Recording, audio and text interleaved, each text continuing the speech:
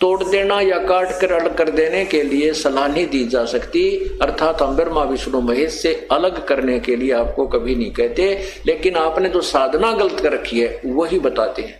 अब हम इस परमात्मा की पूजा करेंगे तो यही से खुराक हमारा कर्म बनेगा, और हमारा जो कर्म होगा वो ब्रह्मा विष्णु महेश ही हमें देंगे, और कोई हमें नहीं दे सकता।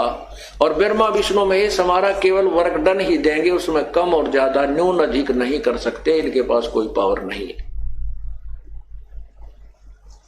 अब देखिएगा, परमात्मा कहते हैं एक कैसा दे सब सदे, एक कैसा दे सब सदे, सब साधे सब जावे। सब साध्य ये हम सब साधन लगे, माता भी, मसाणी भी, भूत भी, पितर भी, गुड़गामा वाली भी, फलाने वाली भी, गंगा जी वाली भी, फलाने सब साधन लगे और सब गई, कोई काम नहीं आई।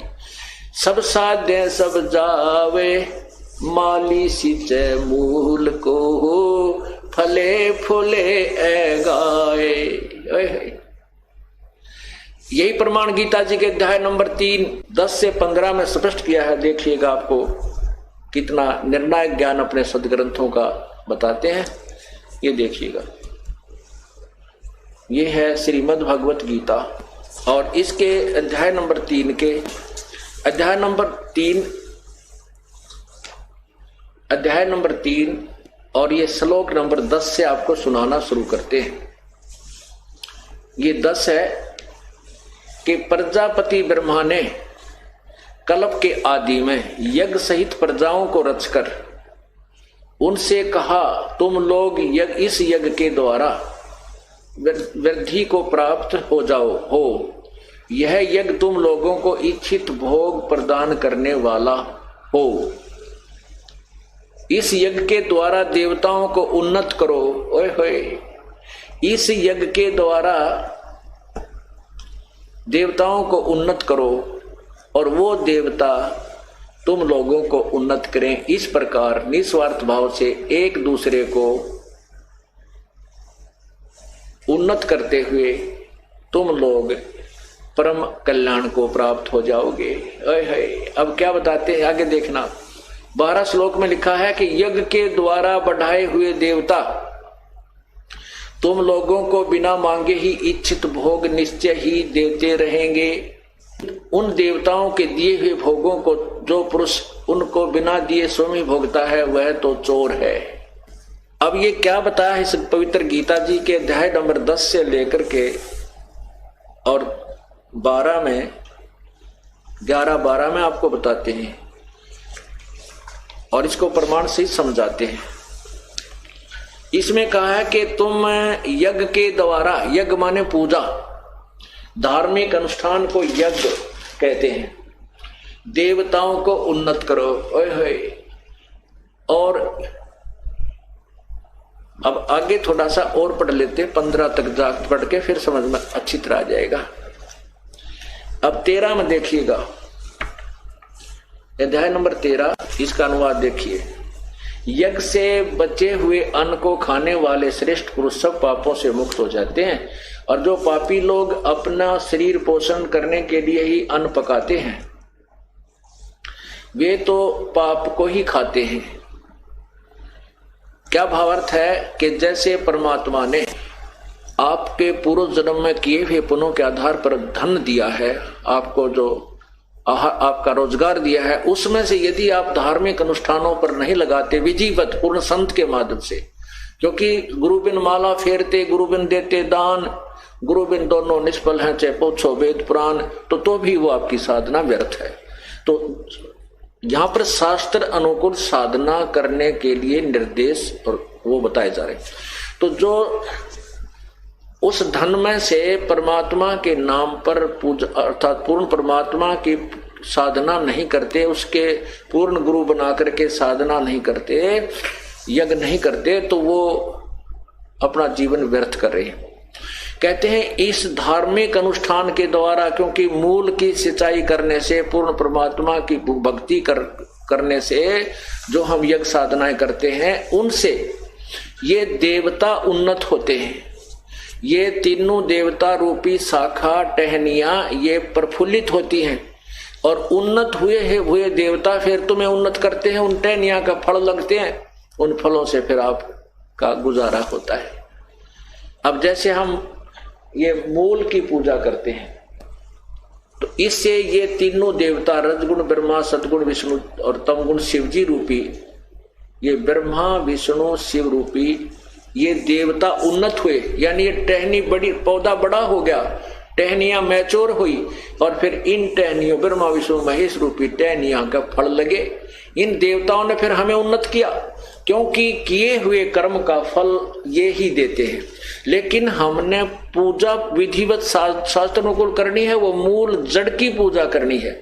जड़ पूर्ण परमात्मा की पूजा करने से हमारे कर्म संस्कार बनते हैं, उन कर्मों का फल ये ब्रह्मा विष्णु महेश के ही टहनियों के लगता है, अर्थात ये ही हमें देते हैं। यदि हम पूर्ण परमात्मा की पूजा नहीं करेंगे तो हमारे शुभ कर्म नहीं बनेंगे, शास्त्र अनुकूल साधना नहीं हुई तो ब्रह्मा विष्णु महेश हमें कुछ नहीं देंगे। ये स्वयं अर्थात ये टहनी उन्नत नहीं होंगे, ये देवता उन्नत नहीं होंगे, अर्थात ये टहनी सूख जाएंगे। फिर देखना, और कहते हैं जो किए अपने पुण्य में से और जो यज्ञ से बचे हुए शेष अन्न को खाते हैं वो सब पापों से मुक्त हो जाते हैं। हम आपको जैसे ये अनुष्ठान शुरू हुआ परमात्मा का 3 दिन का पूर्णिमा पर्व, सबसे पहले परमात्मा का प्रसाद बनाया जाता है, हलवा कढ़ा और रोटी सब्जी जो भी बनती है परमात्मा के निमित्त अलग से रखा जाता है, उसको भोग लगता है।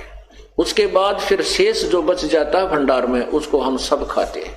तो ये एक शास्त्र अनुकूल साधना यहाँ की जाती है। इससे हमारी जो हम पापों से मुक्त हो जाते हैं, हम ऐसी साधना करने से उन पापों से बच जाते हैं जो हम परमात्मा की विधि साधना ना करने से पापी कहलाते। जैसे भी लिखा है, वो तो पापी अपने पाप को ही खाते हैं जो शास्त्र अनुकूल साधना नहीं करते। अर्थात जो अनुष्ठान किए जाते हैं और ये यज्ञ से बचे हुए शेष अन्न को, क्योंकि पहले भगवान को भोग लगा, बाकी जो भंडार में या यहाँ जो हलवा कढ़ा या सब्जी रोटी बची ये उसके बच्चे खाएंगे। पहले पिताजी ने भोग लगा दिया, उसके बाद बच्चे खाते हैं। तो कहते हैं ये संकेत है कि यज्ञ से बचे हुए अन्न को, ये देखो गीता जी अध्याय नंबर 3 के ये श्लोक नंबर ये 14 ये 13 में कहा कि यज्ञ से बचे हुए अन्न को खाने वाले श्रेष्ठ पुरुष सब पापों से मुक्त हो जाते हैं। जो पापी लोग अपना शरीर पोषण के लिए ही अन्न पकाते हैं वे तो पाप को ही खाते हैं। जो धार्मिक अनुष्ठान विधिवत शास्त्र अनुकूल नहीं करते वो तो पापी आत्मा है, अपना पेट भरने के लिए ही गुटी लाई, दड़ी पक्का खाया और सारी रात फुंकाड़े मारे, सुबह उठते फिर धंधे में जुट गए। कहते हैं वो तो पापी लोग अपना पाप ही खाते हैं। आगे देखना 14-15 जो श्लोक है 3रे अध्याय का, इसमें बहुत जबरदस्त निर्णय है।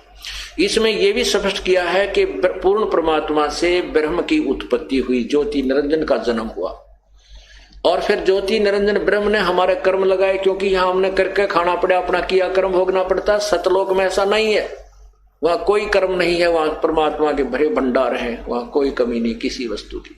तो यहां आए तो हम कर्मों के बंधन में बंधे, वो प्रमाण दिया है गीता जी अध्याय नंबर 3 के श्लोक 14 और 15 में। देखना ये 14 और 15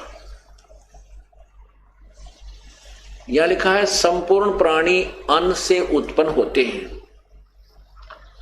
अन्न की उत्पत्ति वृष्टि यानी वर्षा से होती है, वर्षा यज्ञ से होती है, वर्षा यज्ञ से होती है। आप देख रहे हो पुण्यात्माओं, जब से परमात्मा की कृपा हुई है, सतलोक आश्रम बरवाला में ये अनुष्ठान धार्मिक अनुष्ठान प्रारंभ हुए हैं, उसी दिन से परमात्मा वर्षा कर रहे हैं। और मई और जून जो तपया करते थे उसमें भी परमात्मा ने झड़ी ला रखी थी। और उससे पहले आप देखते हो कि जमीन में ट्यूबवेलों के पानी भी सूख गए थे,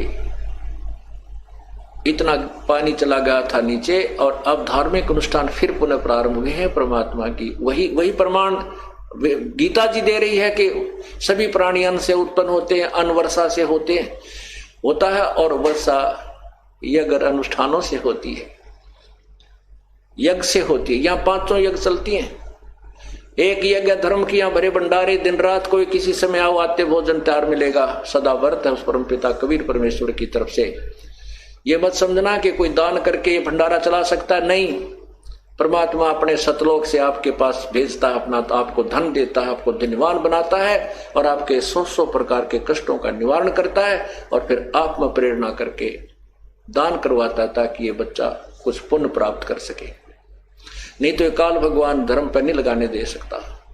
कोई बीमारी में, किधर मुकदमे में, किधर कोई ले गया वो दे को नहीं, फिर खेचा तानी, रात न नींद आवनी, ऐसी बयान माटी रखी हमारी। ये तो कबीर परमेश्वर की रजा से ही ये सब दान पुण्य करवाया हो रहा है। तो यहाँ एक यज्ञ है धर्म की, ये धर्म भंडारा दिन रात चलता है।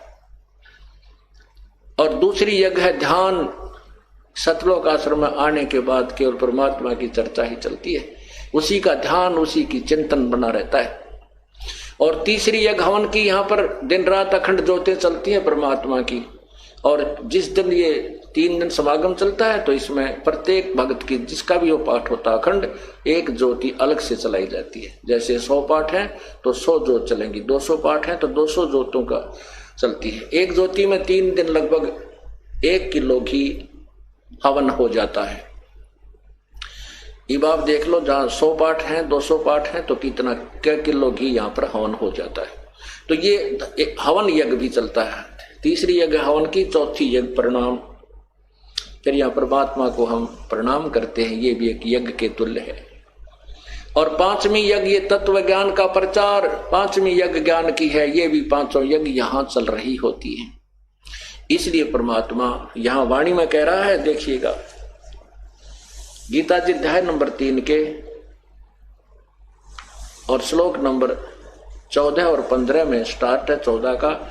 संपूर्ण प्राणी प्रसन्न अन्न से उत्पन्न होते हैं, अन्न की उत्पत्ति वृष्टि से होती है, वृष्टि यज्ञ से, वर्षा यज्ञ से होती है। और देखना, यज्ञ विहित कर्मों से उत्पन्न होने वाले हैं, यानी विहित माने शास्त्र अनुकूल साधनों से, जो शास्त्र अनुकूल विधि से, शास्त्र अनुकूल साधना जो की जाती है वही कर्म काउंटिंग में होते हैं, अन्यथा नहीं। वही धार्मिक कर्म सही माने जाते हैं जो शास्त्र अनुकूल, यानी विहित, विहित माने शास्त्र अनुकूल जो कर्म होते हैं वही मान्य होते हैं। ये देखना, यज्ञ कर्म सम उद्भव विहित कर्मों से उत्पन्न होने वाला है। और कर्म समुदाय को, यहां देखो इन्होंने कितनी गलती कर रखी है, ब्रह्मो उद्भवम, वेद से उत्पन्न लिख दिया। कर्मों को नो कहे वेद से उत्पन्न, नहीं, ये ब्रह्म है।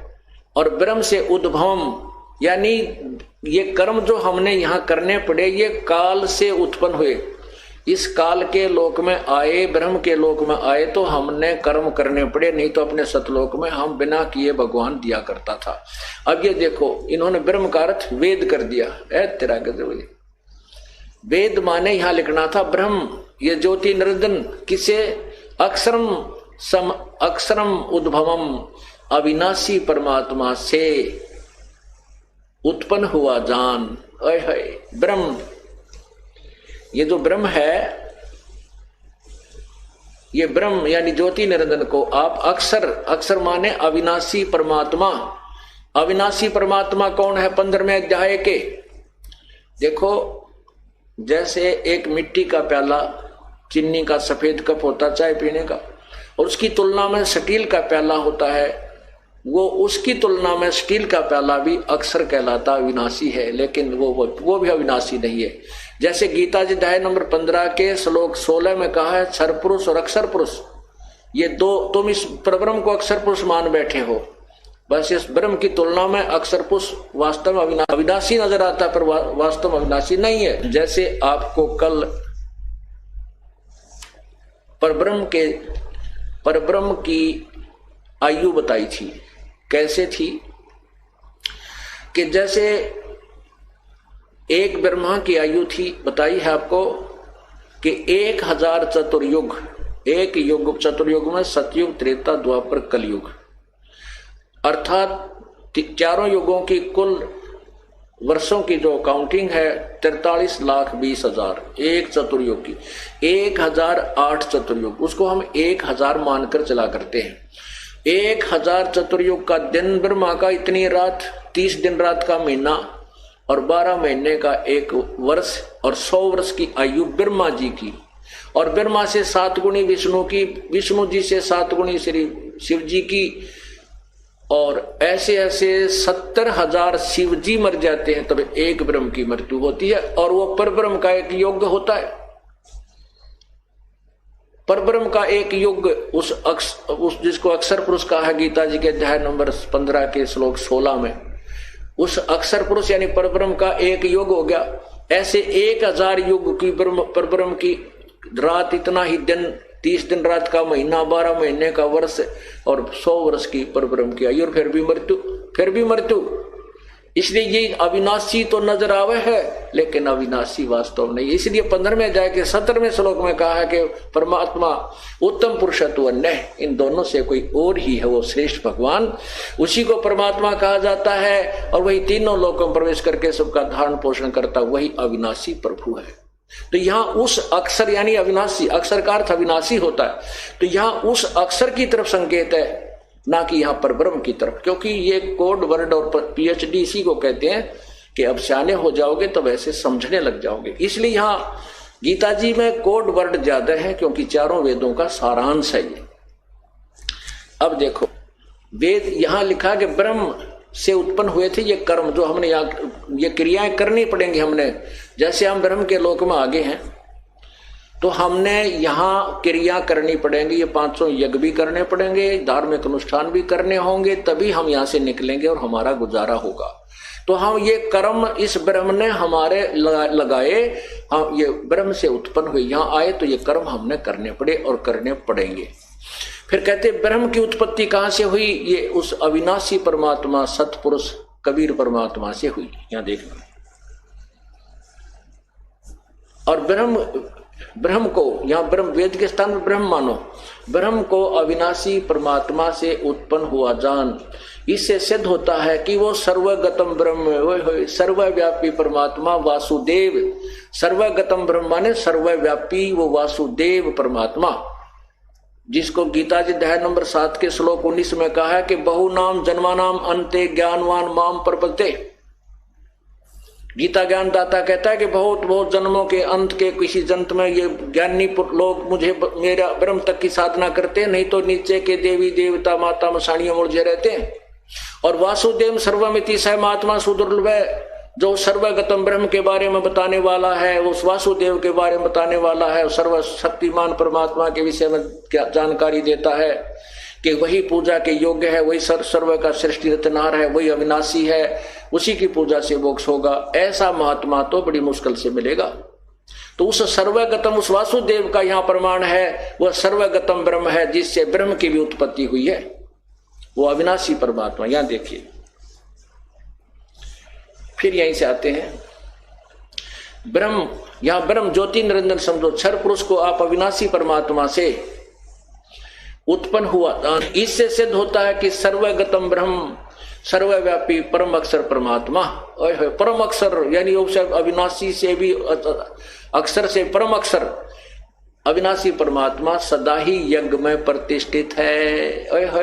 वही यज्ञों में मुखिया है, उसी की पूजा करनी चाहिए, उसी को इष्ट मानकर उस यज्ञों का अनुष्ठान करना चाहिए। इति सिद्धम, यही दास सिद्ध करना चाहता था और यही पवित्र गीता जी ने सिद्ध कर दिया कि वो परमात्मा जो है वो पूर्ण परमात्मा ही यज्ञों में प्रतिष्ठित है, उसी को इष्ट मानकर यानी मूल जड़ को पूजना चाहिए।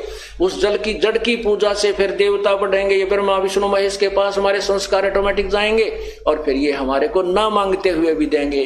जैसे टहनी पौधा लगाया, पौधे की पूजा की जड़ की, और वो फली पौधा बड़ा हो गया, पेड़ बन गया आम का, बिना मांगे आम लद पद हो जाएंगे। हमने इच्छा करने की आवश्यकता नहीं, इसका आम लगे अपने आप लगेंगे और ना चाहते हुए भी वो हमें देंगे, बिना मांगे भी देंगे। ये गीता जी के अध्याय नंबर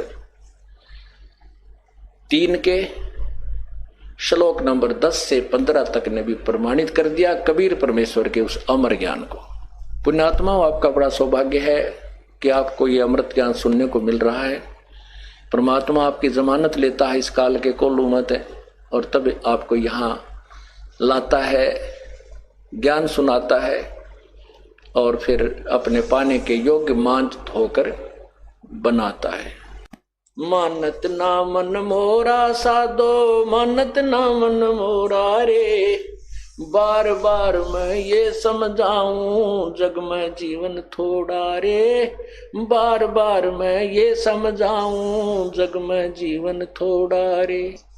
इस काया का गर्व न करियो के काला के गोरा रे, इस काया का गर्व न करियो के काला के गोरा रे, बिना भजन कछु काम न आवे चाहे एत्र छड़को चाऊ ओरा रे, बिना भजन कोई काम न आवे चाहे एत्र छड़को चाऊ ओरा रे। मानत ना मन मोरा साधो, मानत ना मन मोरा रे, बार बार मैं ये समझाऊं जग में जीवन थोड़ा रे, बार बार मैं जग में जीवन थोड़ा रे।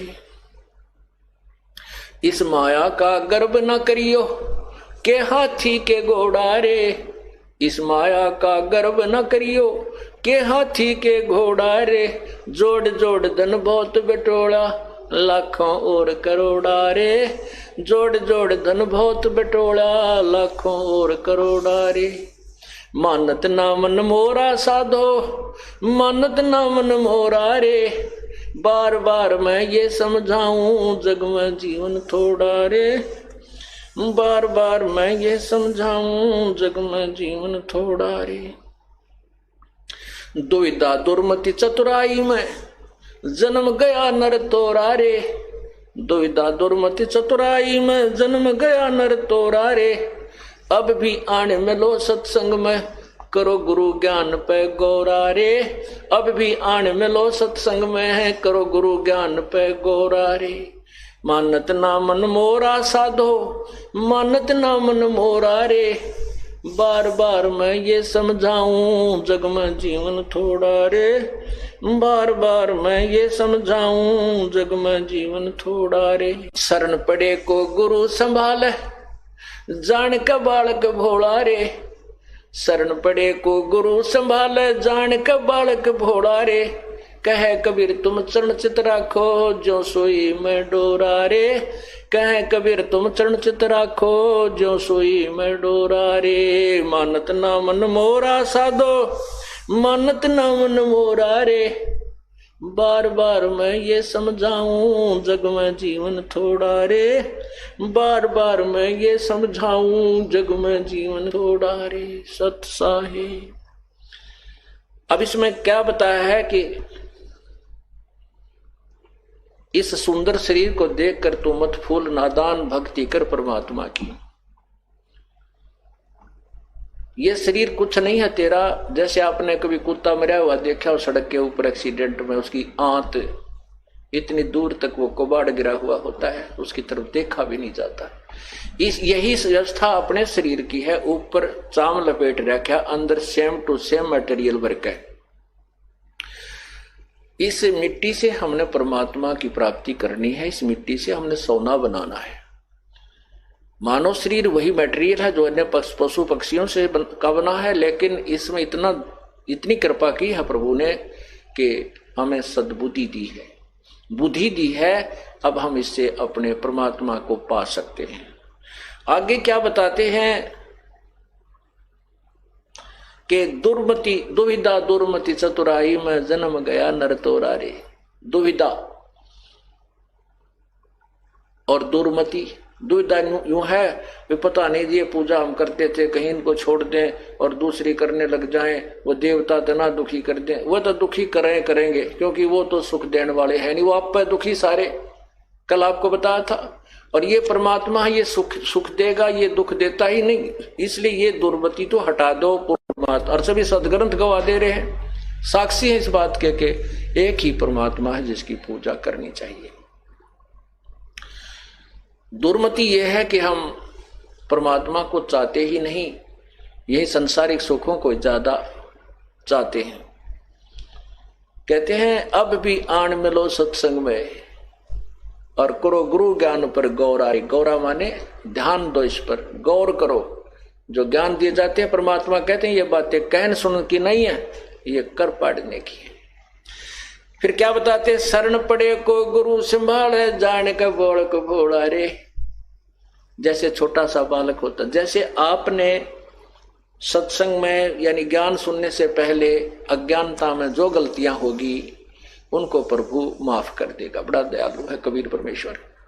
वो ऐसे मानता है परमात्मा जैसे छोटा सा बच्चा 8-7 महीने का और 2-4 महीने का जो अपना चारपाई यानी झूले पर लटका रहता है, पालने में सोता रहता है, और फिर वो टट्टी पेशाब कर देता है। टट्टी पेशाब करके फिर अपने सारे कपड़े हाथ पा मार के उसको गीले लगते हैं, सर्दियों में ठंड लगती है, फिर वो रोने लगता है, भूखा भी हो जाता है। तब माँ आती है और वो समझ जाती है बच्चा क्यों रोया, भूखा हो गया होगा। जाके उठाती है तो उसने टट्टी और पेशाब करके सारे कपड़े भी खराब कर रखे होते हैं। तो माता जी को कोई क्रोध नहीं आता, गुस्सा नहीं करती। माँ को पता है कि इस बालक को ज्ञान नहीं, अनजान बच्चा है, तो उस बच्चे को, बेटा या बेटी को उठाती है और उसके सारे मल को साफ करती है, कपड़े धो के सुखा देती है, दूसरे कपड़े पहनाती है, फिर प्यार करती है, सीने से लगाती है, चूमती है, दूध पियाती है और लाड करती है। ऐसे ही कहते हैं शरण पड़े को गुरु संभाले जान का बालक भोला रे। जैसे आपने पहले जो गलतियां कर दी वो तो आपने उस बालक की तरह कर दी, और करके उन गलतियों के कर्म दंडों में फंस गए, अब रोने लग गए बुरी तरह, हाय मर गए हमारे नो क्यों हो गया, ऐसा क्यों हो गया। तो कहते हैं फिर वो परमात्मा यानी गुरु संत, उस परमात्मा का दास जो भेजा हुआ है आपको, वो फिर सत्संग रूपी ज्ञान से मांझ धो करके सीने से लगा लेता है, आपको परमात्मा के मिलने योग्य बना देता है, आपकी भक्ति करवाता है। आपका कितना कर्तव्य है कि कहे कबीर तुम चरण चित्त रखो जो सुई में डोरा रे। जैसे सुई में धागा डाल दिया जाता है वो उससे दूर नहीं हो सकता, साथ ही लटकता रहता है। तो आपने अपने गुरुदेव के चरणों में इतनी दृढ़ता से विश्वास दृढ़ करना पड़ेगा कि डगमग नहीं होना, फिर देखना परमात्मा के कमाल। सत साहिब।